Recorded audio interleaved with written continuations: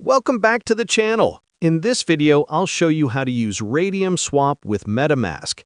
By the end, you'll know exactly how to swap tokens quickly and securely. First, open your MetaMask wallet and make sure you've added the Solana network. MetaMask now supports Solana natively, so you can manage SOL and SBL tokens directly inside your wallet. Next, head over to the official Raydium website. At the top right, select Connect Wallet and choose MetaMask. Approve the connection inside your MetaMask extension or app. Once connected, go to the Swap tab.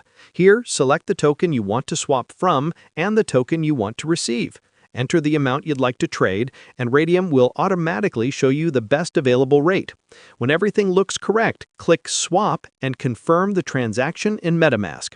After a short confirmation time, your new tokens will appear directly in your wallet. And that's it. You've successfully swapped tokens on Raydium using MetaMask. If this tutorial helped you, don't forget to like the video, subscribe to the channel.